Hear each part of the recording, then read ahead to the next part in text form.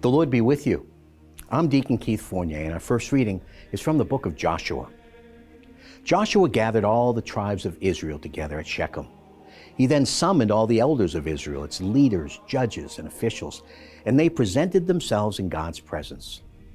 Joshua then said to all the people, Yahweh, the God of Israel, says this, from time immemorial your ancestors, Terah, father of Abraham and Nahor, lived beyond the river and served other gods. I then brought your ancestor Abraham from beyond the river and led him through the length and breadth of Canaan. I increased his descendants and I gave him Isaac. To Isaac I gave Jacob and Esau.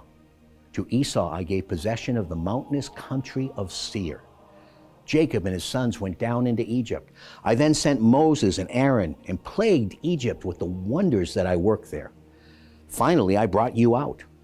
I brought your ancestors out of Egypt, and you came to the sea. The Egyptians pursued your ancestors with chariots and horsemen to the Sea of Reeds. They then called to Yahweh, and he spread a thick fog between you and the Egyptians and made the sea go back on them and cover them. You saw with your own eyes what I did in Egypt. Then for a long while, you lived in the desert. I then brought you into the country of the Amorites, who used to live on the further side of the Jordan.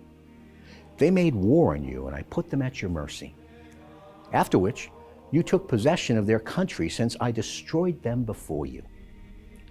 Next, Balak, son of Zippor, king of Moab, rose to make war on Israel and sent for Balaam, son of Beor, to come and curse you. But I would not listen to Balaam. Instead, he had to bless you, and I saved you from his power. You then crossed the Jordan and came to Jericho, but the inhabitants of Jericho made war on you. Amorites, Perizzites, Canaanites, Hittites, Girgashites, Hivites, and Jebusites, and I put them all at your mercy. I sent hornets ahead of you, which drove out the two Amorite kings before you. This was not the work of your sword or of your bow.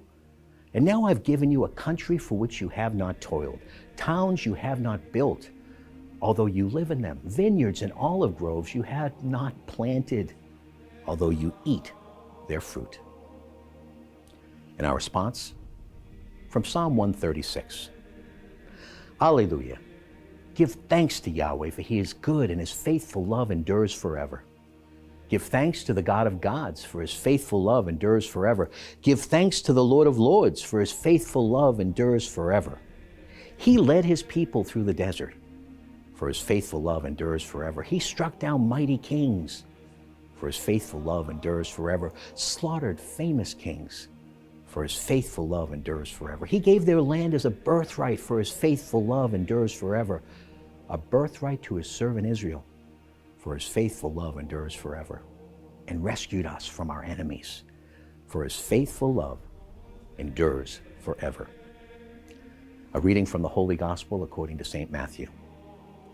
Some Pharisees approached Jesus and put him to the test. They said, "Is it against the law for a man to divorce his wife on any pretext whatever?" He answered, "Have you not read that the Creator from the beginning made them male and female, and that he said, 'This is why a man leaves his father and mother and becomes attached to his wife, and the two become one flesh. They are no longer two, therefore, but one flesh.' So then, what God has united, human beings must not divide." They said to him, "Then why did Moses command that a writ of dismissal should be given in cases of divorce?" He said to them, "It was because you were so hard-hearted that Moses allowed you to divorce your wives. But it was not like this from the beginning. Now I say this to you, anyone who divorces his wife, I'm not speaking of an illicit marriage, and marries another, is guilty of adultery." The disciples said to him, "If that is how things are between husband and wife, it is advisable not to marry." But he replied, "It is not everyone who can accept what I have said, but only those to whom it is granted. There are eunuchs born so from their mother's womb. There are eunuchs made so by human agency, and there are eunuchs who have made themselves so for the sake of the kingdom of heaven. Let anyone accept this who can." The Gospel of the Lord.